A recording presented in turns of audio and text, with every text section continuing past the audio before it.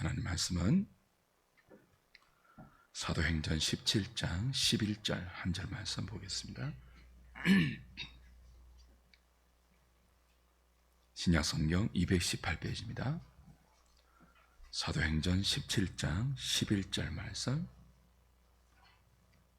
다 같이 한 목소리로 합독하겠습니다. 베레아에 있는 사람들은 데살로니가에 있는 사람들보다 더 너그러워서 간절한 마음으로 말씀을 받고 이것이 그러한가 하여 날마다 성경을 상고함으로. 아멘. 오늘은 좀 특별한 설교자를 모셨습니다. 김강석 목사님께서 오늘 함께 읽은 본문을 가지고 세 가지 질문이라는 제목으로 말씀을 선포하실 텐데요. 우리 김 목사님은 사송교회를 담임하시다가 작년 12월에 뇌종양 수술을 받으셨어요. 재활하다가 올해 7월 달에 사송교회를 사임하시고 재활에 지금 전념하고 계십니다. 사송교회를 사임하시고 나서 원래 7월 달부터 계속 저희 교회에 출석하셔서 함께 예배를 지금 드리고 있습니다. 여러분과 또 함께 말씀을 나눌 수 있는 기회를 갖고 또 함께 예배하는 그런 또 지체로서 또 함께 말씀을 나누면서 우리 목사님과 가정을 위해서 기도할 수 있는 그런 기회를 마련하는 것이 좋겠다 싶어서 당회에서 언언을 하고 오늘 설교자로 모셨습니다. 말씀에 큰 은혜가 있기를 바랍니다.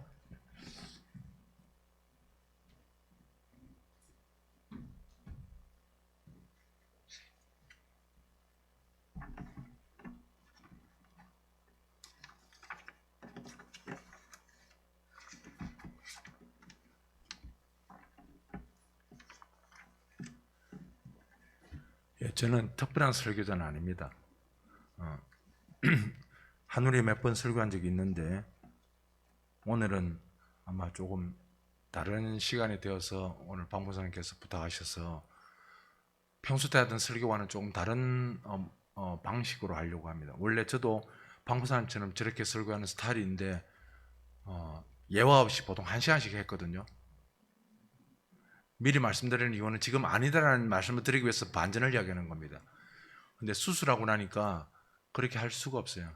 지금 몸에 에너지가 많이 떨어져서 그렇게 하기가 힘들어서 오늘은 좀 다른 방식으로 설교하려고 합니다. 그래서 오늘 이 사도행전 17장 11절을 생각하면서 사실 오늘 읽어야 될 본문이 많습니다. 제목은 세 가지 질문이라고 했는데 오늘 포인트는 질문입니다. 질문. 여기 이 단어가 오늘 포인트입니다.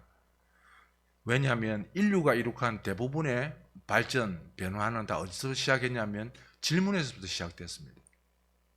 아니, 질문이 없으면 발전, 변화가 없다는 뜻이나 마찬가지죠. 과학도 그렇고 학문도 그렇지 않습니까? 유발 하랄이라고 하는 유대인 학자, 지금 히브리 대학의 역사 교수로 있는데 그분이 항상 질문을 던졌다 그래요. 뭐라고 던지냐면 인간은 역사를 통해서 조금 더 행복해졌는가? 역사가 진전되면서 이분 역사학자로 그 질문을 던지는 거예요. 역사가 이렇게 쭉 진전되고 있는데 인간은 과거보다 오늘이 조금 더 행복해졌는가?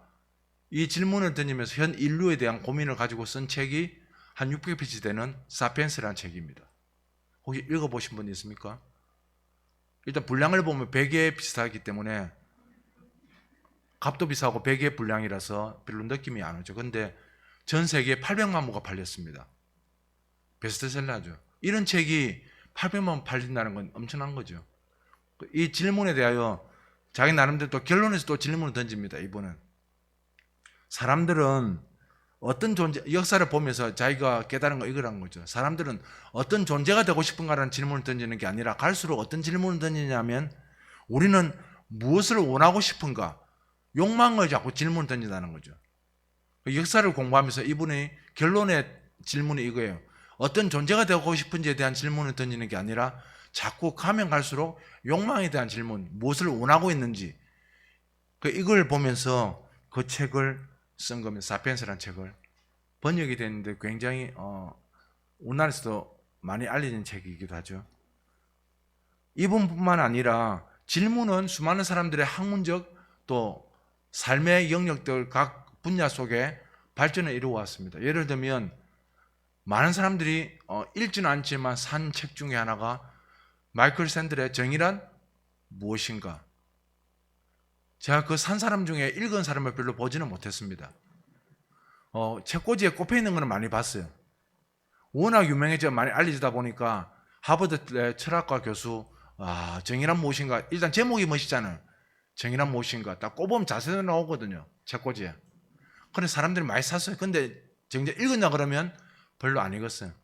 왜냐하면 이걸 읽어야 그 다음 책인 정의의 한계, 이 땅에 살아가는 정의의 사람들 생각하는 한계가 무엇인가, 왜 도덕인가, 그리고 돈으로 살 수 없는 것들, 이런 시리즈들이 계속 나오거든요.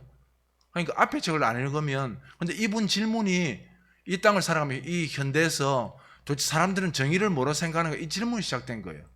근데 이 질문은 먼저 던진 사람이 있거든요. 존 롤스라고. 이분도 역시 하버드 철학과 교수인데 이 마이클 샌들의 스승님 격이죠. 이분이 생각해 보니까 사람들은 정의라고 할 때도 다 다르게 생각하더라는 거예요. 어떤 사람은 기회가 공정해야, 기회가 공평해야 정의롭다라고 생각하는 사람이 있고, 여러분들도 그럴 수 있죠. 아니 어떤 사람에게나 기회가 똑같아야 정의로운 사회지 라는 사람이 있고, 어떤 사람은 법률이 정확하게 누구에게나 똑같이 적용되어야 정의로운 사회지, 이런 사람도 있습니다. 어디에 중점을 두냐에 따라서 정책이 달라지고 사람들의 생각이 달라지죠. 그래서 사람들은 이 질문을 던지면 그 질문에 따라서 답을 내는 방식이 다 달라집니다. 이런 것을 각 삶의 영역에 대입하면 다 똑같아지죠. 학교에 대입하면 어떻게 됩니까? 학교란 무엇인가라는 질문을 던지게 되고,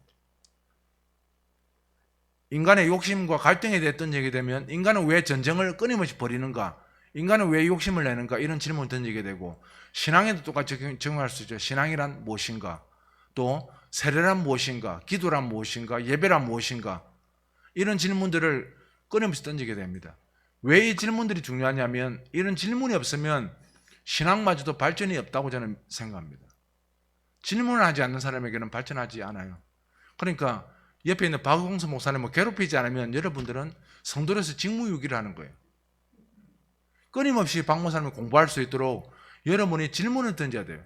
목사님 이거는 왜 이래요? 성경을 읽었는데 이거는 왜 이래요?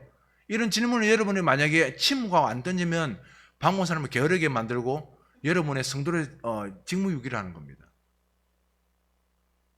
오늘은 이런 관점에서 제가 대학에서 강의를 하다가 영국을 건너가면서 거기서 일종의 회심을 하고 신학교로 들어왔습니다. 그때 초보 전사로부터 시작해가지고 지금 올해 7월 첫 주에 제가 사임을 했는데, 그때까지 약 25년간 교육전사부터 담임 목사, 위임 목사까지 25년간 신앙생활을 하면서 제가 개인적으로 늘 던졌던 질문, 그 세 가지를 정리해서 오늘 설교로 함께 나누려고 합니다. 사실 오늘 이 설교의 이 세 가지 질문은 제가 25년간 교육자 생활하면서 성도들하고 만나면서 제가 스스로에게 던졌던 질문이고 성도들에게 늘 던졌던 질문이기도 합니다. 예수님이 제자들 이렇게 질문하시잖아요. 너희는 나를 누구라 하느냐? 예수님도 질문을 항상 던지셨어요. 아니, 질문 없는 신앙은 정말 무미건조한 신앙이 되고 재미없는 신앙이 되고 발전 없는 신앙이 됩니다. 오늘 그런 의미에서 조금 입체적으로, 왜냐하면 제가 보통 설교할 때는 이전에는 예화도 안 들고 다른 거 안 합니다. 성경 강의만 했는데 이제 조금 우리 방법사님 저보고 웃으면서 그러더라고. 아이고 이제 힘이 딸리니까 다른 거 하려고 좀 그러지. 사실 힘이 좀 딸리긴 해요. 제 목소리를 원래 아는 분들은 압니다. 제가 이진동 공간에서는 마이크 안 쓰고 제가 하거든요. 그것도 1시간씩. 근데 제가 수술하고 난 뒤에는 목소리에 힘이 좀 떨어져요. 그 이유는 성대가 문제가 있는 게 아니라 전체 몸의 기운이 떨어지니까 목소리의 힘도 좀 떨어진 거예요. 그러니까 언제 마치느냐 하면 제가 알거든요. 이 목소리 힘이 떨어질 때를 그때쯤 되면 마칩니다. 미리 말씀드렸어요. 첫 번째 질문이 뭐냐면 기독론적 질문입니다. 당신은 누구에게서 무엇을 배웠습니까? 로마서 우리 1장 성경 구절 띄워줄 수 있죠? 제가 미리 다 예, 감사합니다. 로마서 1장 2절을 보시면 다 읽지는 않겠습니다. 처음에 뭐라고 시작합니까? 이 복음은, 그러니까 주어를 보시고 마지막에 4절에 서술어를 볼 겁니다. 2절에 이 복음은 이래 주어로 시작하잖아요. 4절 띄워주십시오. 4절. 4절 제일 마지막에 뭐라 되어 있습니까? 곧 우리 주 예수 그리스도시니라. 그러니까 로마서 1장 2절에 4절을 딱 다 한 덩어리 속에서 주어와 서술어만 묶으면 딱 정확합니다. 이 복음은 뭐라고요? 다 같이 이 복음은 그 다음요 예수 그리스도시다. 그러니까 복음을 이야기하면서 예수 그리스도를 이야기 안 하면 복음을 이야기 안 한 것이 되죠. 사도 바울은 정확하게 복음을 정의 내렸습니다. 중간에 내용이 있긴 하지만 중간을 가로치고 보면 주어 스스로만 다 끊어서 보면 이 복음은 곧 우리 주 예수 그리스도시니라. 첫 질문, 당신은 누구에게서 무엇을 배웠습니까? 여러분이 지금까지 배운 내용이, 신앙 내용이 어떤 분은 몇 대 신앙 가진 분도 있고 몇십 년, 몇 년 이런 분도 있을 텐데 여러분 배우신 신앙의 내용이 예수 그리스도가 맞습니까? 저는 단도직입적으로 그냥 묻는 거예요. 여러분이 지금까지 배운 신앙 내용이 예수 그리스도가 맞냐고요. 저는 목사로 살면서 그전에는 제가 집사였습니다. 그래서 교회 생활을 재직회도 집사로 참석하고 그 다음 목사로 재직회 인도하고 공동회 인도하고 그러면서 노예나 또 여러분들을 만나게 되고 그때마다 궁금한 게 있어서 목사든 장로든 집사든 성도든 관계없이 정말 저분, 저 목사님은, 저 장로님은, 저 성도는 회심했을까? 그게 항상 궁금했습니다. 어떤 때는. 왜냐하면 회심했다면 저런 말, 저런 행동을 할 리가 없어요. 제가 한 번은 앞에 창원에 사역할 때 하도 어떤 분들이 싸우길래 제가 1부 하지 말고 2부 바로 싸우세요 그랬어요. 1부가 뭐냐면 1부는 또 예배는 또 드려요. 미안해서 그런지 하나님 앞에 1부 예배를 드리고 2부 싸우는 거예요. 소리 내고 그냥 막. 그래서 제가 웃으면서 그랬어요. 다음부터는 1부 하지 마시고 바로 2부로 들어가시라고. 왜 2부 할 거면서 1부를 마치 양념처럼 끼워 넣냐고. 하나님 앞에서 송구스럽고 민망한 짓이라고 하지 마시라고. 그냥 바로 싸울 것 같으면 바로 싸우시라고. 그래서 제가 궁금했어요. 정말 회심했을까? 정말 교회의 주인이 주님이라고 고백하는데 정말 그분을 배웠을까? 그분을 알고 믿고 있는 걸까? 궁금했습니다. 주님의 은혜가 어떤 것인지, 은혜는 감정 문제가 아닙니다. 은혜 받았다고 목사가 설교하고 나는데 앞에서 은혜 받았습니다 하는 분 많잖아요. 정말 은혜 받은 것은 항복하는 것입니다. 목사 앞에서 은혜 받았습니다, 좋습니다, 감사합니다 정도 끝나는 게 아니라 은혜 받은 자의 태도는 하나님 앞에서 뭐 하는 거라고요? 항복하는. 우리 찬송 부를 때 왜 이런 거 하잖아요. 손 드는 거. 제가 왼손을 잘 못 드는 이유는 제가 수술하고 난 뒤에 왼쪽이 완전히 마비됐었기 때문입니다. 재활에서 지금 그래도 많이 올라가거든요. 처음에 수술하고 4개월을 입원했었는데 그때는 손가락 하나 움직이지 못했습니다. 그래서 아직도 왼팔이 조금 불편해요. 왼다리하고. 계단 내려하고 이런 걸 조금 조심합니다. 어쨌든 우리 찬송 부를 때 왜 손 들고 가잖아요. 청년들하고. 왜 손 들까요? 앞에 있는 청년 왜 손 들까요? 찬송할 때. 찬양 집회 같은 데 가면 왜 청소년, 청년들 막 손 들고 가잖아요. 한 번도 손 안 들어봤어요? 네. 한 번도 손을 안 들어봤대. 발을 들었나? 왜 손 들까요? 잘생겨보시면 왜 감동받아가지고 막 이래 하죠. 근데 사실 손 드는 건 언제 손 들까요? 꼼짝마! 이럴 때 손 들잖아요. 그러니까 정말 찬송 부를 때 손 든다는 의미는 잘생겨보시면 뭐 하는 겁니까? 하나님 앞에서 이 찬송의 주제이시고 주인이신 하나님 앞에서 뭐 한다? 저는 항복합니다. 이게 아니면 손드는 의미가 없는 거예요. 그냥 감정으로 손드는 거지. 그러니까 감정이 나쁘다는 게 아니라 거기서 멈추면 안 되고 한 단계 더 나아가면 그렇습니다 주님, 저는 이 찬송의 주제이신 주님 앞에서 이제 완전히 항복합니다. 이거일 때 손드는 의미가 있다는 거죠.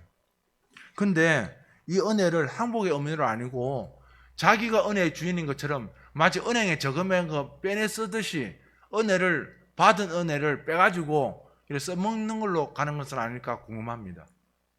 아니, 간증이 잘못하면 딱 그래 될 수 있죠. 간증은 일반화될 수 없는 이유가 저도 간증하라고 저보고 몇 분이 부탁하시던데 잘 안 하는 이유가 간증은 저는 재활 치료 받으면 알거든요.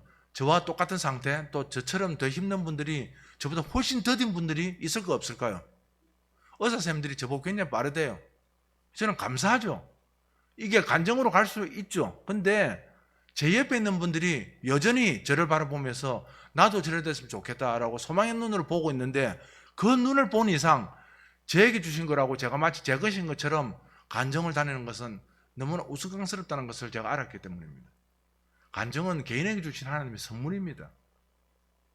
그래서 그걸 마치 은행에 적금했듯이 빼먹는 게 아니라 은혜를 알면 알수록 더 하나님 앞에 엎드리게 되고 항복한다는 거예요.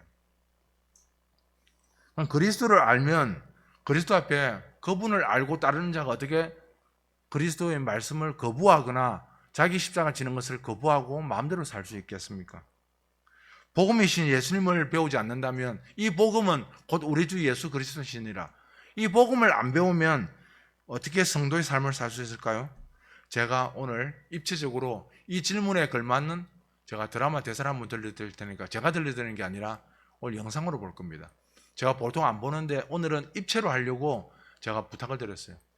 제가 다 유튜브에서 유튜브로 하면 안 되고 너튜브에서 다 찾았어요. 이건 그 유명한 드라마 우리들의 블루스 보셨습니까? 여긴 또 박목수만 닮아가지고 기도와 말씀에 또 전무하는 분들이 있어가지고 드라마를 안 보시는 분들 오늘 그냥 잠깐 한 1분 정도니까 대사를 잘 들으셔야 됩니다. 자, 한번 보겠습니다. 내가 영희 누나 보고 놀랬어. 근데 난 그럴 수 있죠. 다운 증후군을 처음 보는데 그럴 수 있죠. 놀랄 수 있죠. 그게 잘못됐다면 미안해요. 그런 장애가 있는 사람을 볼 때 어떻게 해야 하는지 학교, 집 어디에서도 배운 적이 없어요. 그녀가 혐오스러웠던 게 아니라 이런 상황에서 내가 어떻게 하는 게 맞는지 몰랐다고요. 그래서 그랬어요. 그저 경험도 됐습니다. 없고 무지했던 것이. 예, 됐습니다. 저 김우빈이라는 남자가 했던 대사를 잘 기억해야 됩니다. 혹시 영희 그 자매 사진을 혹시 띄울 수 있나요? 뭐 혹시 저 한지민의 쌍둥이 언니로 나옵니다. 저 자매는 진짜 다운증후군 배우예요.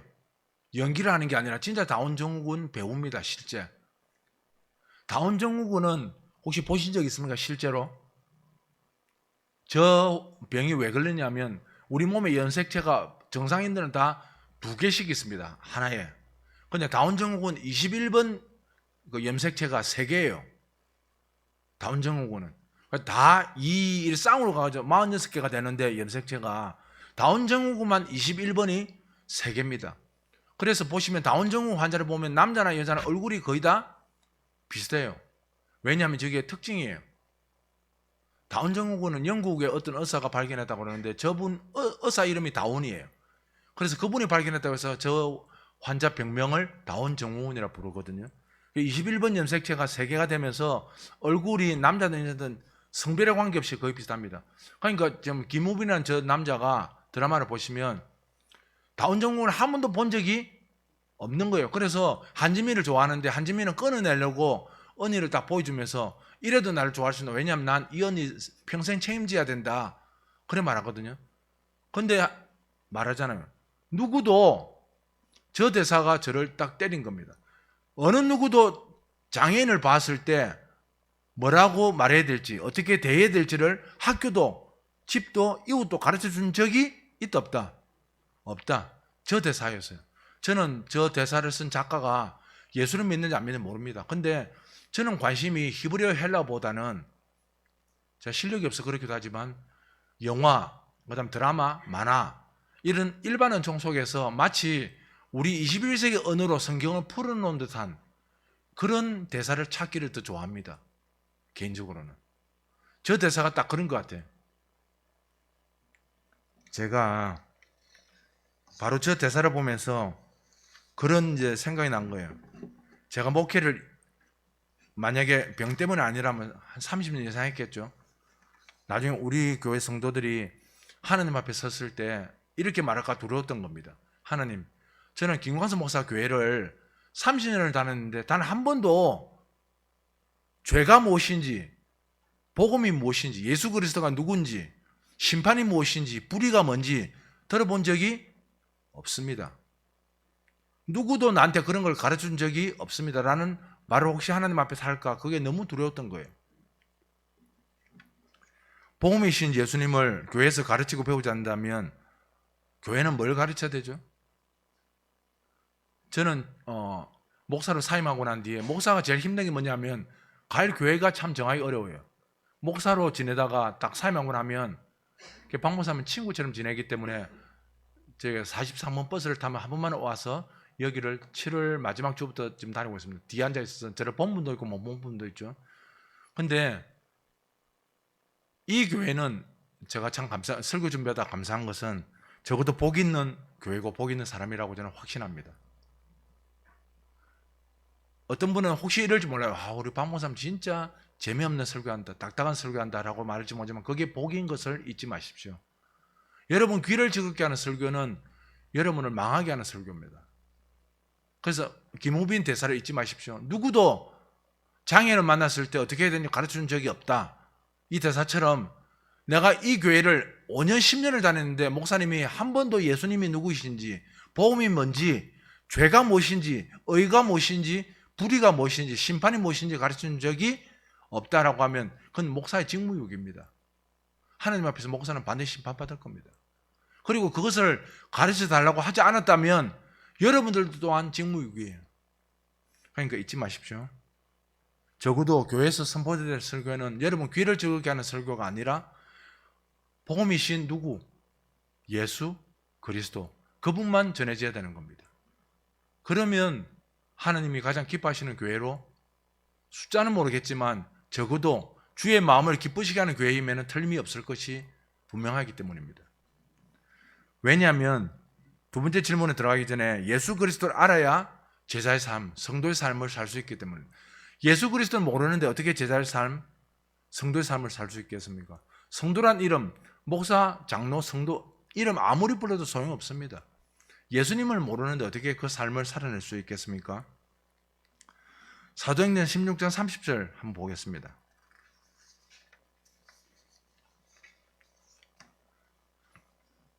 같이 한번 읽을까요? 시작.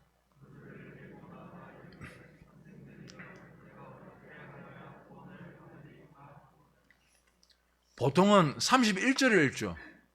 주 예수를 믿으라. 그래야만 너와 내 집이 구원을 얻으리라. 이게 이제 현수막도 많이 걸리고 하는데 저는 31절이 있기 전에 31절 앞에 뭐가 있습니까? 31절 앞에 뭐가 있지? 30절이 있잖아요. 그러니까 30절을 안 읽고 31절을 읽으면 안 된다는 말이에요. 주 예수를 믿으라 라고 사도 바울이 고면하기 전에 이 간수, 이 발음 때문에 우리 아내한테 항상 혼나는데 소금물도 간수잖아요. 그래서 발음 좀 똑똑히 하세요. 간수인지 간수인지. 혹시 국어쌤 있습니까? 간수입니까? 간수입니까? 이 지키는 사람이 발음 매치돼요? 우리 앞에 있는 청년. 미안해. 자, 간수예요, 간수예요? 어중중하게 간수. 어쨌든 이분이 이 바울이 도망가지 않잖아요. 자살하려고 하는 걸 보고 오히려 우리 여기 있다, 죽지 마라. 이것을 보고 던지는 질문입니다. 30절이 내가 어찌하여 구원을 받을, 이 말을 저는 어떻게 해석하냐면 이렇게 번역합니다. 내가 어찌하여 당신처럼 살 수 있겠습니까? 그러니까 도대체 이 땅에 사는 사람 같지가 않은 거예요. 다 도망가든지 내가 어떻게든 상관하지 않는데 어떻게 저 사람은 내를 죽지 마라 그러고 나를 바라보고 나를 긍휼히 여기는가? 이걸 보고 이 간수가 던지는 질문입니다. 내가 어찌하여 구원을 받으리까? 저는 어떻게 번역한다고요? 내가 어찌하여 당신처럼 살 수 있겠습니까? 그리스도를 모르면 성도란 이름은 가질 수 있습니다. 교회만 다니면. 오늘 나는 너무 가볍게 직분을 주고 그리고 이름을 막 부르기 때문에 교회 예수를 몰라도 사실은 예수 그리스도 인격적으로 전혀 만난 적도 없는데 성도라 부르고 심지어 직분도 가집니다. 제가 이전에 창원에서 사임을 하고 50주년 기념으로 담임인 제가 사임을 하고 제가 부산에 와서 개척을 했습니다. 그리고 그때 개척하면서 직분을 세우려고 할 때 성경에 있는 구절들을 해보고 싶었어요. 그게 뭐였냐면 디모데 선생님대로 한 구절, 교회 내에서뿐만 아니라 외인에게도 칭찬을 듣는 자니. 외인이 누굽니까? 교회 밖에 있는 사람들. 그 당시대로 치면 이방인이고 주변부 로마 사람 이런 사람들이겠죠. 그래서 제가 이렇게 물론 좀 다른 방식이 되긴 했지만 직장 다니는 분들에게 직장 동료 세 사람에게 추천서 받아오라. 저도 교회 직분자가 되는데 그리고 아내 추천서, 남자는 아내, 아내는 남편, 그 다음 자녀들. 아니 남편이 동의하지 않는 집사, 장로가 어디 있냐고. 아내가 동의하지 않는 장로, 안수집사가 어디 있냐고. 그리고 아들, 딸이 보기에 우리 엄마는 안 돼. 우리 아빠 안 돼. 근데 아들, 딸도 인정하지 않는 직분이 어디 있냐고. 우리 성경들 한번 해봅시다. 그리고 교회 내 가정뿐만 아니라 직장을 다니면 외인에게도 칭찬을 듣는 자니라고 했으니까 아니 교회 내에서는 멀쩡한데 직장만 가면 엉망이면 이것도 문제가 있지 않냐. 그 직장 동료에게 이것도 추천서를 받아야 된다. 그러니까 다 안 하려 하더라고. 하늘이 한번 해보이소. 다음에 우리 박장로님 이미 세워졌으니 어쩔 수 없고 이제 박장로님 다음부터 세워지는 분들 한번 해보이소. 제가 사실은 두 번째 영상은 준비했다가 우리 전사님 말씀을 듣고 그대로 받아들였습니다. 왜냐하면 이 영상은 DP라는 넷플릭스에서 나온 드라마입니다. 공중파 드라마가 아니고 넷플릭스라는 거기서 했던 DP가 영어 약자인데 이게 뭔 번역이냐면 탈영병 체포조예요. 군 탈영병 체포조. 근데 제가 딱 대사가 나오는 이 장면이 좀 피가 나오고 약간 이런 장면이라 전사님이 그래서 연세에 드신 분들하고 마음에 그럴까 싶어서 말씀을 하시더라고요. 그래서 제가 그냥 바로 전사 말씀이 맞는 것 같아서 방문산 통해서 대사만 봅시다 해서 이게 분위기가 어떠냐면 그 한 명이 탈영을 했는데 너무 괴롭힘을 많이 당해가지고 탈영을 합니다. 근데 이 탈영했던 사람을 괴롭힌 사람, 이 사람은 아무 문제 없는 것처럼 그냥 살아가요.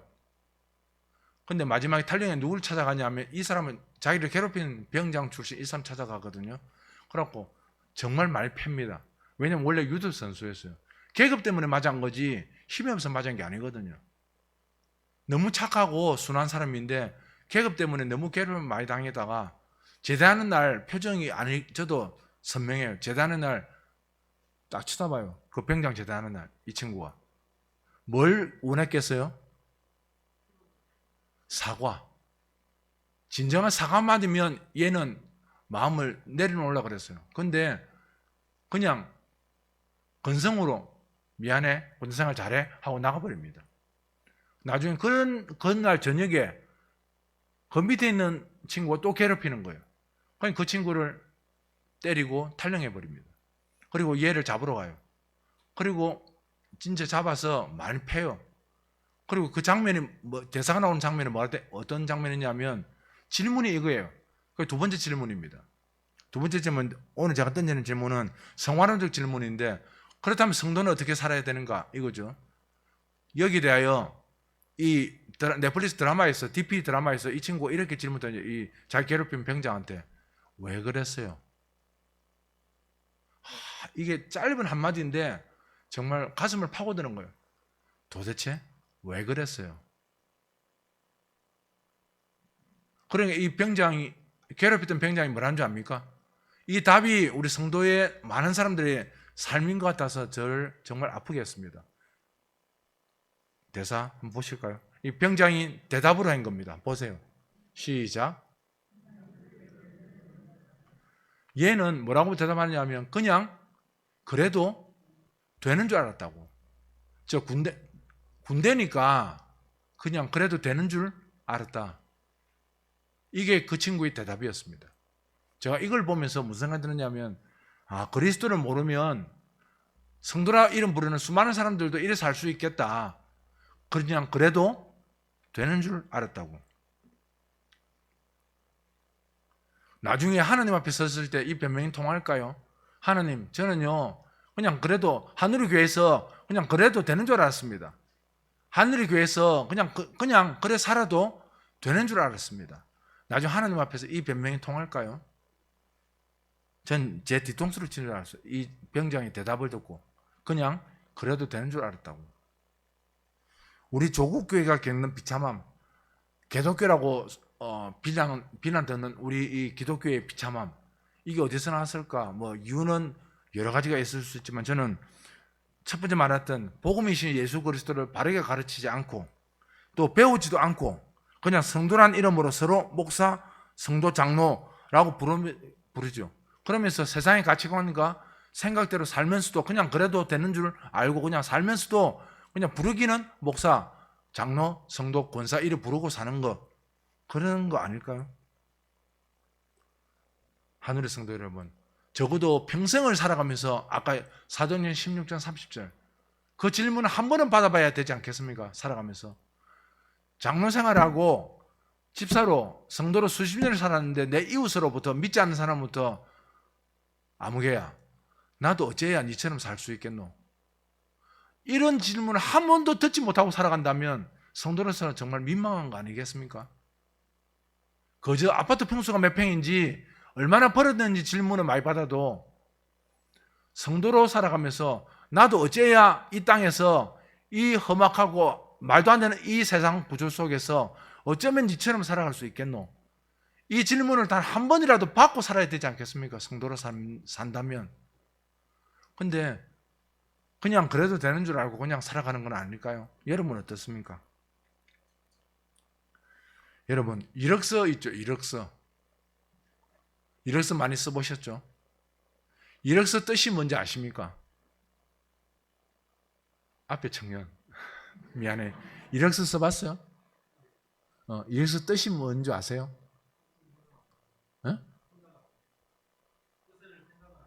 뜻은 뜻은 생각을 봤대. 이력서가 한자입니다. 그죠? 한자 세대가 아닌 사람들은 조금 쉽게 알아듣기 어려운 단어예요. 이전에 얼마 전에 페이스북에서 한번 논란됐던 게 있었는데 한자 세대와 비한자 세대, 요즘 MZ 세대라고 하는 세대하고 논쟁이 막 붙었어요. 그게 뭐냐면 어떤 가게에서 뭐 일이 있는 모양인데 주인이 심심한 사과를 드립니다 그랬어요. 그러니까 MZ 세대 어떤 젊은이가 댓글에도 뭐라 하느냐면 사과면 사과지 심심한 사과도 그럼 재밌는 사과도 있고 심심한 사과도 있나 이런 거예요. 근데 심심하다는 이 심심이 한자로 보면 마음 깊은 곳에서 우러나는 뜻이거든요. 근데 한자를 전혀 몰랐던 이 친구 그냥 우리 보통 심심해 하잖아요. 그 심심으로 알아듣는 거예요. 그래서 논쟁이 막 붙어서 밑에 한자 공부부터 해라부터 시작해가지고 아니 모를 수도 있지. 그냥 미안하다 하면 될 걸 꼭 글을 써야 되겠나 이라고 논쟁이 막 붙었어요. 댓글에 수십 개가. 미안해. 한자 모른다는 이야기가 아니에요. 이 이력서 뜻이 지나온 흔적입니다. 한자를 보시면. 내 삶에 지나온 흔적을 적은 글이에요. 그래서 이게 이력서를 영어를 보면 더 분명한데 퍼스널 히스토리예요. 자기 개인의 역사예요. 또 자기 삶의 기록이고. 근데 오늘날 이력서를 어떻게 써요? 그 한 칸에 뭘 메꾸기를 원해요? 내 삶의 흔적에 자기의 자랑을 채우기를 원하고 자기의 뭔가 뽐낼 만한 한 줄을 채우기를 원합니다. 학생들은 뭐 해외 갔다 온 거, 뭐 자격증 이런 거. 근데 사실 이력서는 내 삶이 어떻게 살아왔는지를 구체적으로 적어가는 게 이력서죠. 제 이야기를 왜 하냐면 여러분의 삶의 여백을 뭐로 채우고 싶느냐는 거죠. 우리 성도로 삶을 살아가는데 우리 인생의 여백들, 이 이력서의 빈칸들을 뭐로 채우려고 하느냐는 거예요. 존 파이퍼 목사님의 설교 중에 한번 듣다가 이런 대목이 있었어요. 미국 성도들 향해서. 미국 성도들이 로망 중에 하나가 저는 가보지 않았지만 플로리다, F 발음이 돼요. 플로리다. 그 따뜻한 바닷가래요. 남부 쪽에. 거기 바닷가 쪽에 별장을 짓고 바닷가를 부부가 손잡고 거닐면서 사는 게 미국인들의 로망 중에 하나랍니다. 존 파이퍼 목사님 설교하시다가 미국 성도들에게 성도가 플로리다 바닷가에서 조개 껍질 주우려고 부름 받은 줄 아냐고.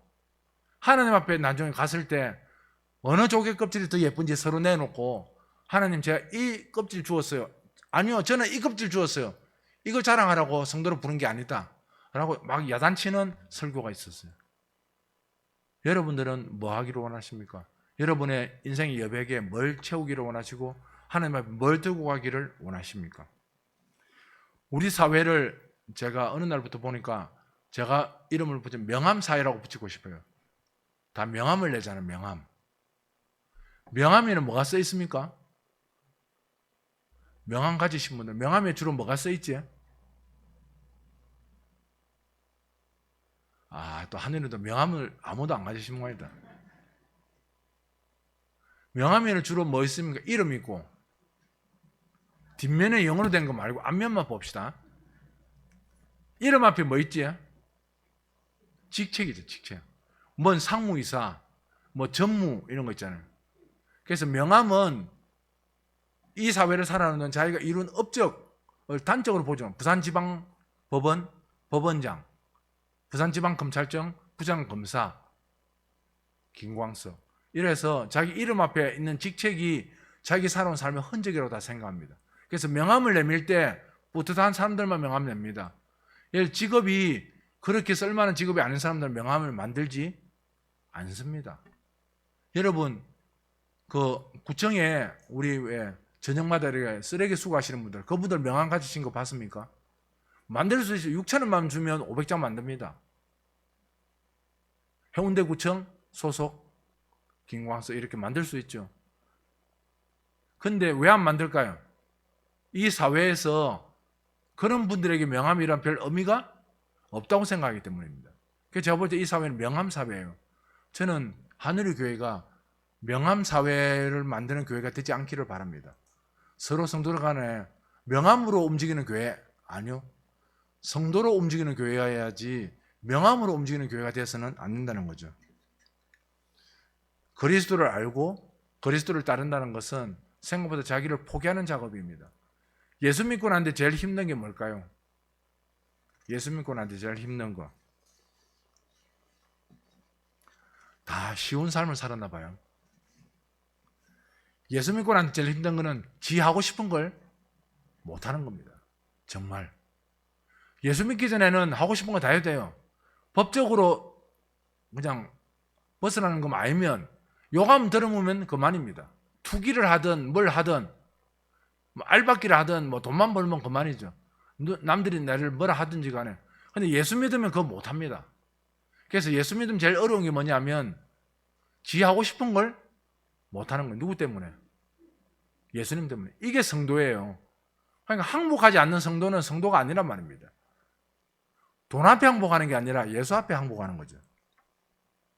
세 번째 질문은 교회론적 질문입니다. 여러분은 어떤 교회입니까? 어떤 공동체입니까? 이겁니다.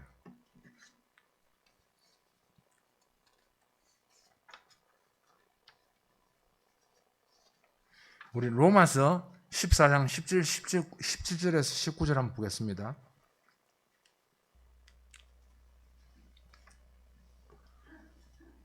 (14절에서 17절에서 19절) 우리 같이 읽겠습니다. 시작.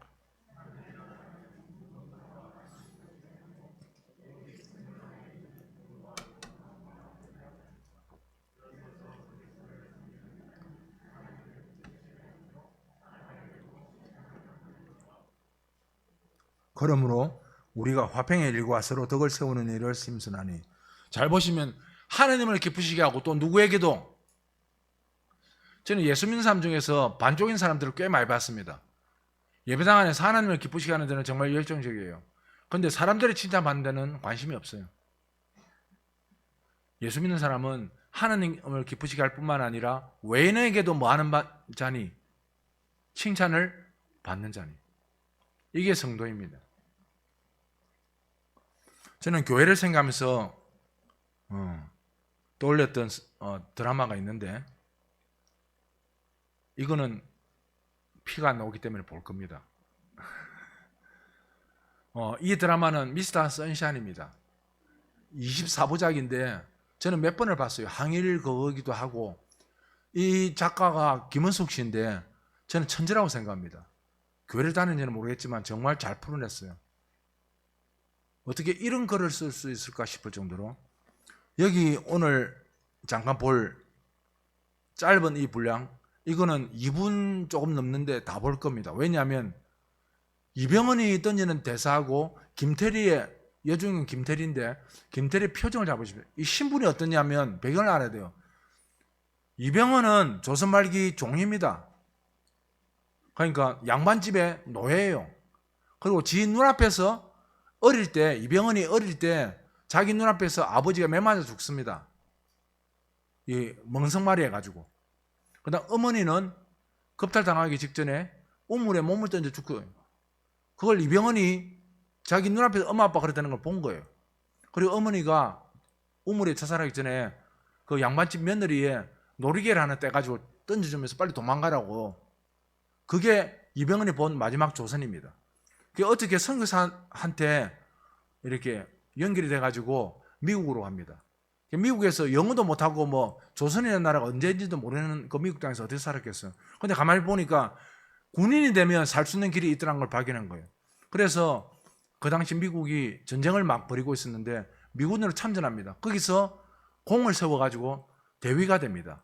그래서 조선으로 영사가 돼서 와요. 그 당시 때 조선 말에. 근데 이병헌은 뭐라 말하냐면 나는 조국으로 간다고 말하지 않고 소풍 간다 말해요. 자기에게는 더 이상 조국이 없다고 생각하기 때문에.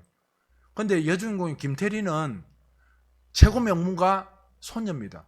그러니까 발을 땅에 안 대도 돼요. 항상 가마 타고 다니기 때문에.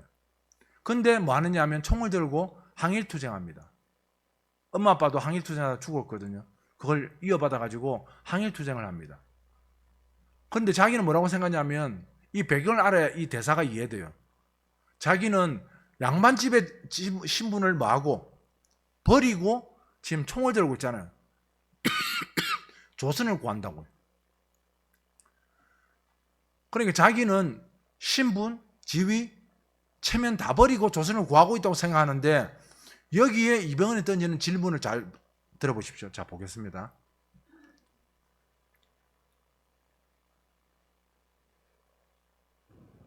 조선을 떠난 건 9살 때였어. 그저 달렸어. 조선 밖으로. 조선에서 가장 먼 곳으로. 그런 내 앞에 파란 눈의 금발머리 선교사가 구세주처럼 나타났어. 그의 도움으로 미국 군함에 숨어들었고 한 열흘쯤 가면 되겠지 했는데 한 달을 갔어. 안 돼. 9살 아이가 무슨 연유로.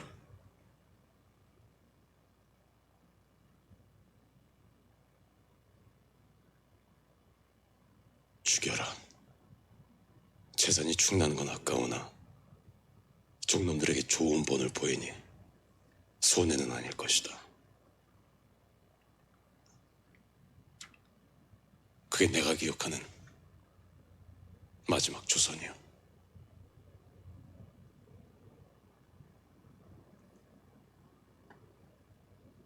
누가 그런 말을 했단 말이오? 상전이었던 양반이.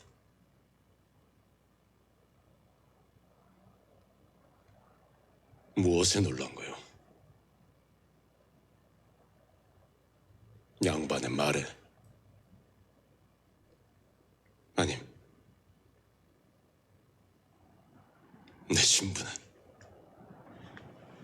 이제 대사를 잘 들으십시오. 맞소. 조선에서는 모습이었어.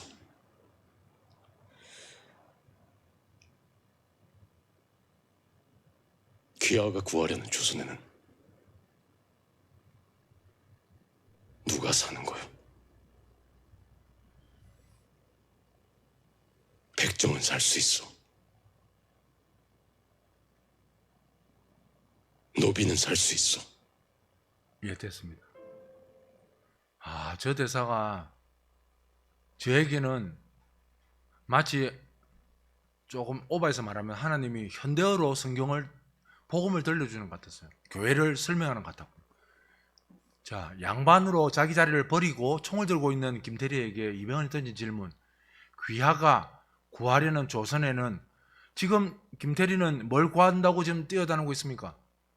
조선을 구한다고 뛰어다니고 있는데 정작 이병헌의 질문은 뜻밖에도 귀하가 구하려는 조선에는 누가 사는 거요? 자기처럼 노비는 살 수 있냐고. 그리고 인간 취급 못 받던 백정은 살 수 있냐고. 저는 이 질문이 교회 안으로 확 들어온 겁니다. 저에게. 여러분이 추구하는 하나님 나라, 여러분 교회는 누가 살 수 있는 겁니까? 이 대체적인 질문으로 저에게 확 들어온 겁니다.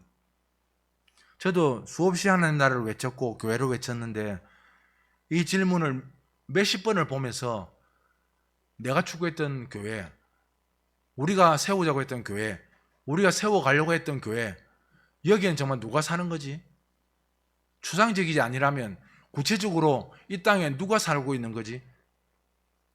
여러분, 그리스도를 모르는데 교회를 어떻게 알 수 있겠습니까? 머리신 그리스도를 모르는데 어떻게 그리스도의 삶을 살 수 있고 교회를 알 수 있겠습니까? 그리스도를 모르면 제자의 삶을 살 수 없으니 당연히 교회된 성도를 존중하지도 사랑하지도 배려하지도 못할 겁니다. 그리스도를 모르면 교회도 세상과 같아질 겁니다. 그리스도를 모르면 성도 각자가 교회된 것을 모를 것이고 여러분 각자가 교회된 것을 모를 것이고 그리스도를 모르니까 서로를 존중하고 함께하는 법을 배우지 못할 것입니다. 함께 서로, 저는 이 단어를 신약에서 굉장히 좋아하는데 왜냐하면 바울 서신에서 함께와 서로 이 단어는 교회를 설명하는 가장 중요한 키워드이기 때문입니다. 함께 서로를 이해하지 못하면 교회를 이해하기 어렵습니다. 왜 바울이 교회를 몸으로 설명했을까요? 제가 왼팔이 불편할 때 누가 받쳐주고 있을까요? 제 오른팔이. 제 왼다리가 불편할 때 어느 다리가 받쳐주고 오른다리가. 이게 없으면 완전히 쓰러져 버렸죠. 교회가 왜 바울이 굳이 교회를 몸으로 설명했을까? 저는 이 이병헌의 대사 그대로 가져와서 오늘날에도 똑같이 부자나 가난한 자나 약한 자나 장애인이나 누구나 교회에 들어와서 살 수 있는 건가?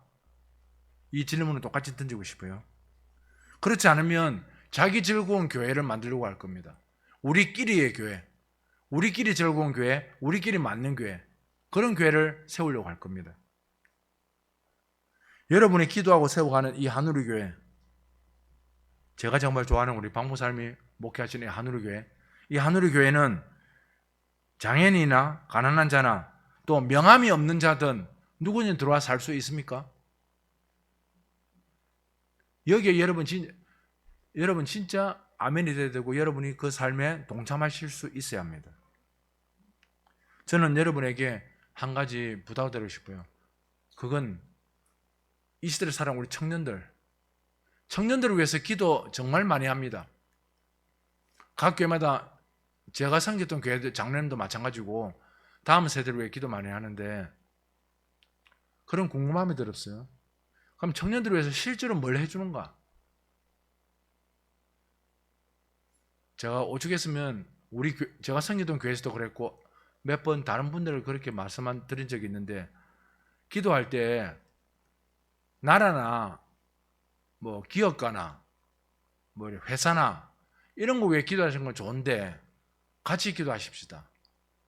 우리 비정규직, 바로 우리 남편일 수 있고 우리 아들일 수 있는 비정규직, 끼어 죽을 수 있고 그리고 어둠컴컴한 곳에 2인 1조 안 지켜가지고 들어가서 사망할 수 있는 우리 아들일 수도 있고 우리 남편일 수도 있는 그런 자들이 그런 사고가 안 생기는 사회가 되도록, 아니 기도를 그리스도인이라면 이 기도도 같이 해야 되지 않겠습니까? 제가 그랬어요. 그리스도인이 기도를 하려면 같은 기도를 드리지 않겠습니까? 어떻게 나라가 잘 되는 것만 기도합니까? 이 안에서 어떤 자가 살고 있는지를 돌아봐야 되지 않습니까? 그 자가 그리스도 안에서 같이 살아가는 법을 배우는 사회가 되도록 그리스도인이라면 기도해야 되지 않겠냐고. 죄송합니다. 이래 말하니까 저보고 어떤 분이 좌파라고 그러더라고요. 저는 거기 왜 좌파가 들어가는지는 모르겠습니다. 저는 성경을 말씀드렸을 뿐인데.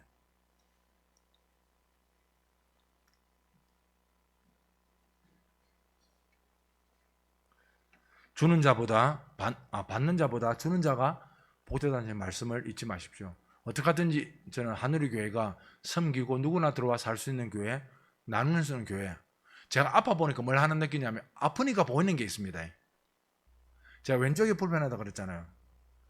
제가 계단을 올라갈 때마다 카페든지 요즘은 이제 좀 살만하니까 인간이 되놓으니까 카페에 가서 커피도 마시고 합니다. 이게 오른쪽이 멀쩡하잖아요. 전에 아프지 않을 때는 안 보였어요. 진짜. 근데 아프니까 뭐가 보이냐면 이 왼쪽이 좀 불편하게 잡아야 되잖아요. 그럼 제 오른손이 멀쩡하니까 오른손 잡잖아요. 그럼 이게 계단에 봉이 오른쪽만 있는 집이 굉장히 많습니다. 그럼 올라갈 때는 괜찮아요. 그럼 내려올 때는 반대로 한번 생각해 보십시오. 내려올 때는 어느 방향이 됩니까? 저에게는 왼손이 됩니다. 근데 왼손은 불편하기 때문에 잡으면 이 몸이 꺾여요. 힘이 없기 때문에. 그러니까 왼손을 잡을 수가 없어요. 그러니까 벽을 오른쪽에 있는 벽을 잡고 내려와야 돼요. 그래서 아프니까 비로소 보이는 게 얼마나 우리나라의 수많은 건물들의 구조가 생각 없이 만들었는지를 제가 아프니까 비로소 보이더라고요. 저는 교회가 조금 다음에 혹시 하늘의 교회가 만약에 그런 기회가 된다면 정말 한 사람을 더 생각해서 구조도 만들었으면 좋겠다는 부탁을 미리 드리고 싶습니다. 야고보서에 있는 것처럼 부자들이 들어올 때는 여기 앉으십시오. 저기 앉으십시오. 가난한 자가 들어오면 앉든지 서든지 네 마음대로 해라. 이런 교회가 되지 않도록 제가 하나를 더 입체적으로 보여드리고 오늘 마무리를 하려고 합니다. 원래 30분만 하려는데 30분 넘어 삐네. 제가 그랬잖아요. 히브리 헬라어를 살피는 것보다 드라마 대사나 좀 이런 성경 구절 속에 이런 동작이 이래 되면 어떨까? 이런 걸 제가 살피는 걸 더 재밌어요. 제가 입체적으로 하나를 더 보여드릴 테니까. 정말 우리가 어떤 교회인지 참고 견디고 그리고 함께 가는 교회인지를 이게 얼마나 어려운지를 한번 잘 보십시오. 우리 박 목사님이 샘플로 와야 되겠다. 한번 올라오십시오. 어차피 오늘 설교는 제가 이런 식으로 하기로 했으니까 청년 나오라 했다는데 한대 맞을 것 같아서 자 돌아서시고 제가 마태복음 5장 38절 48절 한번 떼어주십시오.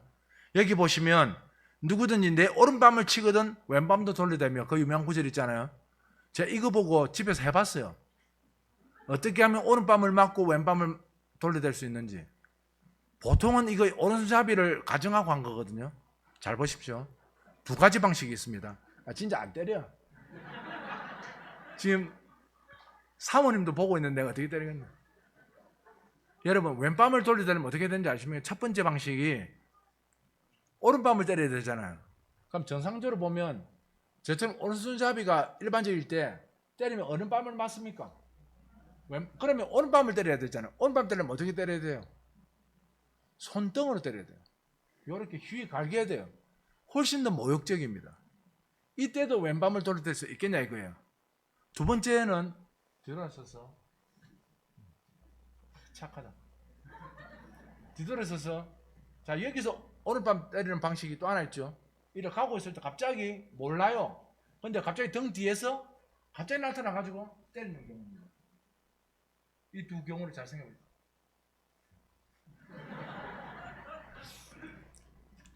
손등으로 휘갈기는 것도 굉장히 모욕적이고 그 다음에 나는 내 길 가고 있는데 내 인생에 어떤 일이 일어날지 안다 모른다. 몰라요. 갑자기 등 뒤에서 누가 나타나가지고 내 뺨을 확 때리는 거예요. 네가 이런 일을 만날 때도 기꺼이 네 왼밤을 대줄 수 있겠냐 이거예요. 다시 말하면 손해보는 것을 기꺼이 감수할 수 있겠냐는 겁니다. 이게 없으면 공동체를 유지하기 어렵다는 거예요. 왜냐면 다 자기 좋아하는 것만 할 거기 때문에. 빰다 마닐라 뿐만 아니라 다 자기 좋아하는 쪽으로 사람들 모아가지고 교회를 하려고 할 거기 때문에. 그래서 제가 한 가지 청년 이야기만 하고 이제 마치려고 합니다. 청년 중에 제가 아까 그랬잖아요. 청년들 왜 기도만 하면 구체적으로 뭘 하시라고. 여기 있는지 없는지 모르겠지만 청년들 중에서 대학을 졸업할 때나 고등학교 졸업할 때 부채가 있는 애들이 있습니다. 부채. 이 부채 말고 빚. 그걸 알게 되면 저는 그 청년이 경험했으면 좋겠어요. 아, 교회가 어떤 곳인지를. 예를 들면 500만 원의 부채가 있어요. 졸업하기 전에. 그럼 이제 사회에 나가야 되는데 500만 원 안고 나가는 거잖아요. 직장은 구했어. 그럼 이제 사실 웬만한 뭐 괜찮은 직장 아니면 500만 원 갚으려면 그것도 쉬운 일은 아니거든요. 그러면 저는 교회가 청년에게 교회 공동체 함께 서로 가는 공동체 어떤 건지 경험케 했으면 좋겠다는 거죠. 그거 안 될까요? 교회가 한번 딱 모여가지고 어른들이 의논해서 500 만들어서 딱 부채 갚아주고 새 출발할 수 있도록. 그러니까 청년이 아, 교회가 이럴 수 있구나. 저는 이 청년이 교회를 안 떠나는 게 문제가 아니라 돈을 벌면 반드시 저는 갚을 거라 봐요. 교회 갚는 게 아니라 다음 세대에게. 저는 이게 대물림되는 멋진 교회가 되기를 부탁드립니다. 우리끼리 잘 먹고 잘 사는 교회 말고 우리 다음 세대가 경험한 신앙의 경험들을 또 다음 세대에게 물려줄 수 있는 교회. 말로만이 아니고 그냥 기도하는 소리로만 아니고 정말 신앙의 삶으로 예수님을 머리로 한 교회가 그 안에 서로 손해도 보고 서로 함께 가는 이 공동체의 개념을 실제 삶 속에서 경험케 해서 그 청년이 또 어른이 되면 또 다음 세대에게 그걸 경험케 해주고 이게 주님 오실 때까지 계속 이어지는 교회. 저는 한우리가 그런 교회 되기를 부탁드립니다. 기도하고 마치겠습니다. 하나님 감사합니다. 우리에게 늘 질문하셔서 신앙이 무엇인지 기도가 무엇인지 예배드리는 것이 무엇인지 성도가 누구인지를 묻는데 우린 별 관심 없이 지나는 모습은 아닌지 돌아보기를 원합니다. 우리의 매일의 일상이 성도로 살아가기를 원하고 주의 말씀에 순종하는 자가 되기를 원하고 은혜를 꽃감 빼먹듯이 내가 주인인 것처럼 빼먹는 자가 아니라 하나님 앞에 항복한 자로 살아가기를 원합니다. 우리 교회가 주님 앞에서 주님 말씀하신 공동체를 바르게 세워가는 복된 한우리 교회가 되기를 원합니다. 하나님, 말로만이 아니라 삶으로 살아가는 교회, 그래서 하나님을 기쁘시게 하고 외인에게도 칭찬하는 교회 되도록 한우리 교회를 축복하여 주시옵소서. 감사를 드렸고 예수님의 이름으로 기도합니다. 아멘.